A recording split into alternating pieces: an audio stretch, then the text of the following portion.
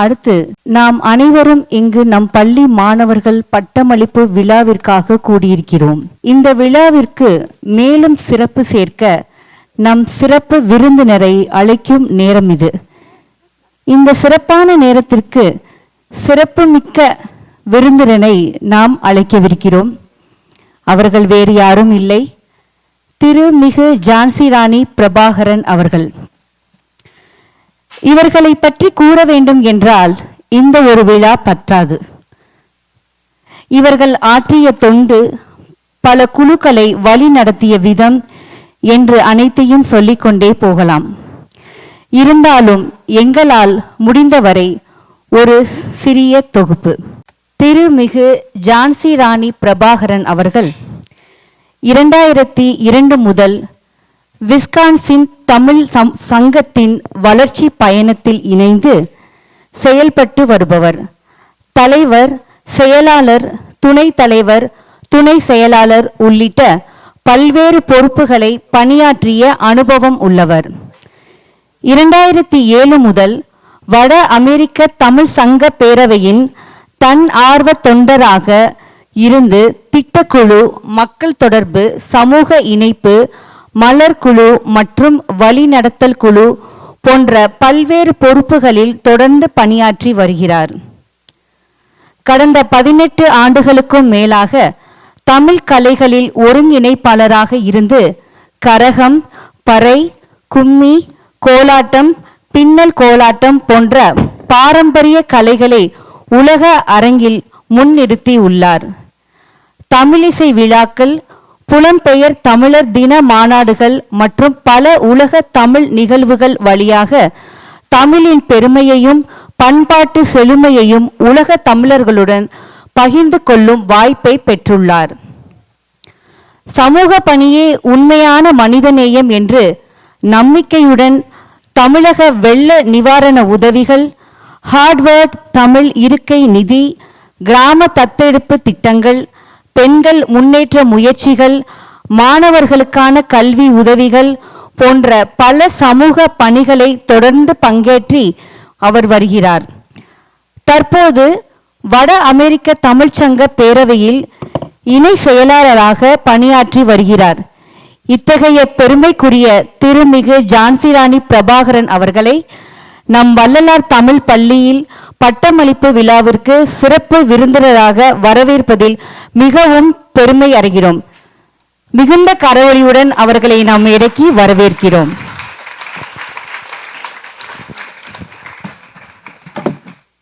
மதிப்பிற்குரிய பள்ளி நிர்வாகிகளே, ஆசிரியர் பெருமக்களே, அன்பு பெற்றோர்களே, இன்றைய விழாவின் நாயகர்களான என் அருமை மாணவ செல்வங்களே, அனைவருக்கும் இனிய தமிழ் வணக்கம்.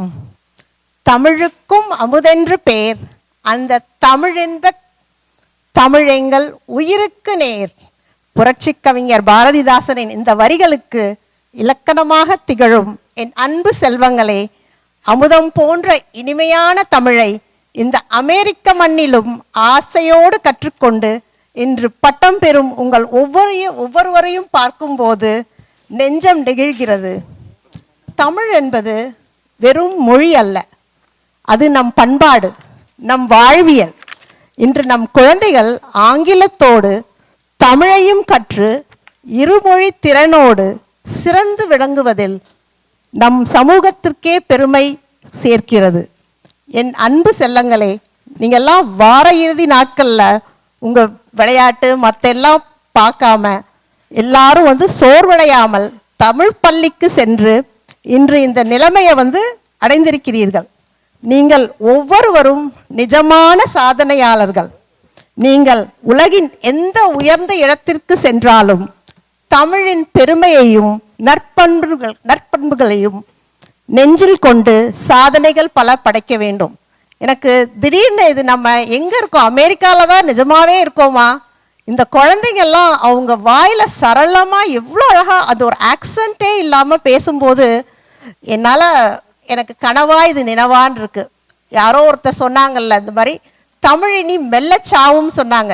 கண்டிப்பாக கிடையாதுங்க. நம்ம இந்த மாதிரி ஒரு இளைய தலைமுறை, அடுத்த தலைமுறையினர் வந்து இவ்வளோ அழகா தமிழ், எனக்கு உடம்பு அப்படியே புல்லரிக்குது. ஏன்னா நான் வந்த ஊர், நாங்கள் இருக்கிற ஊர் மேடிசன் விஸ்கான்சின், அது ஒரு கிராமங்க. அங்கே வந்து நானும் தமிழாசிரியையாக இருந்திருக்கேன். நிறைய பேர்லாம் அவ்வளோவா இல்லை, சின்ன ஊர், ரொம்ப சின்ன ஊர். இந்த நியூஜெர்சி பார்த்தா எனக்கு வந்து அவ்வளோ பிரம்மாண்டமாக இருக்குதுங்க. எவ்வளோ அறிவார்ந்த பிள்ளைங்க, இவ்வளோ அழகா, என்னால் நம்ப முடியல, எனக்கு வார்த்தைகள் இல்லை. இது வந்து பெற்றோர்களுக்கும் ஆசிரியர்களுக்கும் தான் சேருங்க. அப்புறம் பிள்ளைங்க, உங்களோட கடுமையான உழைப்புடா, அவ்வளோ அழகா எல்லாரும் பேசுகிற தமிழ் வந்து கண்டிப்பாக நீங்களாம் உங்கள் பிள்ளைங்களுக்கு அழகாக தமிழை எடுத்து செல்வீங்கன்னு நம்பிக்கை இருக்குது. எல்லாரும் வாழ்க வளமுடன். நன்றிங்க. இந்த ஆண்டு வட அமெரிக்க தமிழ்ச்சங்க பேரவையினுடைய தமிழ் விழா நம்முடைய நியூஜெர்சியிலே நடைபெற இருக்கிறது. அது உங்கள் எல்லாருக்குமே தெரிஞ்சிருக்கும். அதில் வந்து பல்வேறு நிகழ்ச்சிகள் நடந்தாலும் மொழி சார்ந்த போட்டிகள் நிறைய நடக்குது. அதே போல் நம்முடைய கலைகள், நாட்டுப்புற கலைகள் மிக சிறப்பாக நடைபெறுது. அதில் ஒரு முக்கியமான விஷயமாக நம்முடைய தெருக்கூத்தை வந்து இந்த வாட்டி அரங்கேற்றுறோம் நியூஜெர்சியிலே. இதுவரைக்கும் யாரும் செய்யாத ஒரு முயற்சி. ராஜேந்திர சோழனுடைய தெருக்கூத்து, ராஜேந்திர சோழனுடைய கடாரம் வென்ற 1000வது ஆண்டு. கடாரம்ன்றது இன்றைக்கி இருக்கிற மலேசியா இல்லைங்களா, தமிழ்நாட்டிலேருந்து மலேசியா வரைக்கும் சென்று வென்ற ஒரு மன்னனை பற்றின ஒரு தெருக்கூத்து வடிவம். தெருக்கூத்து வந்து ஒரு முக்கியமான ஒரு கலை. அந்த கலையை வந்து பெரும்பாலும் வந்து இன்னும் அமெரிக்காவுக்கு அதிகம் வரவில்லை அப்படின்னு தான் சொல்லணும். அது ஓரளவுக்கு கடந்த சில ஆண்டுகளாக கொண்டு வருகிற முயற்சியிலே இருப்பவர் திரைப்பட இயக்குனர் மற்றும் நாட்டுப்புற கலைகளை சார்ந்த ஒரு பாரம்பரிய கலைஞராகவும் அவர் இருக்கிறார். திரு சங்ககிரி ராஜ்குமார் அவர்கள். அவரை மேடைக்கு அன்புடன் அழைக்கிறேன். அனைவருக்கும் வணக்கம். இன்னைக்கு முதல்வர் சொன்ன மாதிரி நாங்கள் வந்து தெருக்கூத்து பயிற்சி எடுத்துகிட்டு இருந்தோம். தெருக்கூத்து பயிற்சினா ரொம்ப நடனம், அந்த பாடலில் ரொம்ப களைப்பை ஏற்படுத்தும். நான் போன உடனே படுத்து தூங்கிட்டேன். ஏன்னா ரொம்ப களைப்பாக இருந்தது, அது ரொம்ப வேலை கொடுக்கும். இப்போ இங்கே வந்து கூட எனக்கு தூக்கத்துலேயே தான் நான் வந்து என்ன, எனக்கு இன்னும் அந்த ஜெட்லேக் முடிஞ்சுதானே எனக்கு சரியாக தெரியல. ஆனால் இந்த குழந்தைகளோட பேச்சு, அவங்க பேசின அந்த விஷயங்கள்லாம் பார்க்க உடனே அடுத்த நிமிஷத்துலேருந்து எனக்கு தூக்கமே போயிடுச்சு. அப்போ தான் நினச்சேன் வந்து, தூங்கும் புலியை பறை கொண்டு எழுப்பினோம், தூய தமிழரை தமிழ் கொண்டு எழுப்பினோம் அப்படின்னு சொன்னோம்ல, அந்த மாதிரி இந்த தமிழ் மொழி வந்து தூக்கத்திலிருந்து களைப்பிலிருந்து என்னை எழுப்பி இன்னைக்கு ரொம்ப உற்சாகம் கொடுத்துருக்கு அப்படின்னு நான் நினைக்கிறேன். ஏன்னா மற்ற இனத்துக்கு மாதிரி மொழிங்கிறது ஒரு பேச்சு, ஒரு சும்மா ஒரு மொழி கடத்துகிற ஒரு விஷயமா மட்டும் இல்லை. நமக்கு உணர்வோட உயிரோட கலந்த ஒரு விஷயம். யாருமே இது வரைக்கும் தன்னுடைய மொழிக்காக உயிரை கொடுத்ததா வரலாற்றில் இல்லவே இல்லை.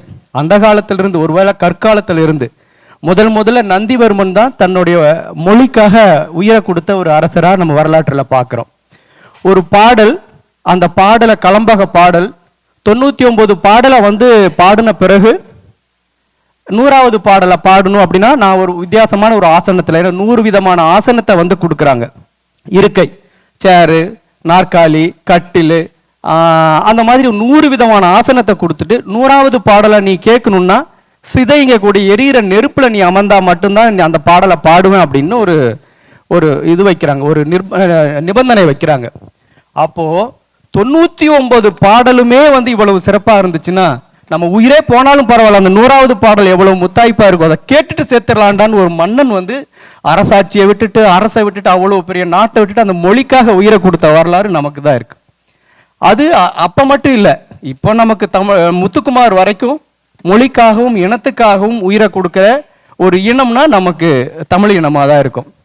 அது வந்து இங்கே வந்து நம்ம ஊரில் ஆங்கில வழி பள்ளியில் போய் சேர்த்து அதை ஒரு பெருமையாக நினச்சிட்டு இருக்கக்கூடிய ஒரு காலகட்டத்தில் அங்கே இருக்கக்கூடிய பெற்றோர்கள் தன் அப்பா அம்மாவை மம்மி டாடின்னு கூப்பிட வைக்கக்கூடிய அந்த காலகட்டத்தில் இங்கே வந்து தமிழை, திருக்குறளை இவ்வளோ அழகாக பேசுகிறத பார்க்கும்போது இன்னும் இந்த உற்சாகமே இன்னும் 2 மாதத்துக்கு நமக்கு வேலை செய்ய வைக்கும் போல இருக்குது. அவ்வளோ அழகாக அவங்களுடைய தமிழும் ஆற்றலும் இருக்குது. பெரிய மகிழ்ச்சியாக இருக்குது. ஏன்னா அது நான் முன்ன சொன்ன மாதிரி சும்மா ஏனோதானு நம்ம மொழியை வந்து நம்ம நேசிக்கிறது இல்லை. நம்ம பெயர்களே வந்து அதுக்கு வந்து அடையாளமாக இருக்கும். தமிழரசன், தமிழ்வேந்தன், தமிழரசி, தமிழ் செல்வன். அப்படி வேற எந்த இனத்துலையும் நீங்கள் யோசிச்சு பார்த்தீங்கன்னா இருக்காது. தெலுங்கரசன் எங்கேயாவது பேர் இருக்காது. இந்தி வேந்தன் எங்கேயாவது இருக்காது. தமிழ் மொழி மட்டும் நீங்கள் வேற எந்த பஞ்சாபில் போய் குஜராத்தி அரசன் அப்படி எந்த பேருமே இருக்காது. தமிழர்கள் மட்டுமே தன் மொழியை பெருமையாக நினைக்கக்கூடிய ஒரு பெரும் இனம். ஏன்னா அவங்களுக்கு அந்த மொழி அவங்களுடைய அடையாளமாகவும் உணர்வோட உயிரோட கலந்த ஒரு விஷயம். அப்படிங்கிறதுனால தான் அது நம்ம இங்கேயும் வந்து அதை தொடர்ந்து போராடுறோம். இங்கே இருக்கிற மாணவர்களை விட நாங்கள் 2-3 வாட்டி அந்த பள்ளிக்கு வந்தேன்.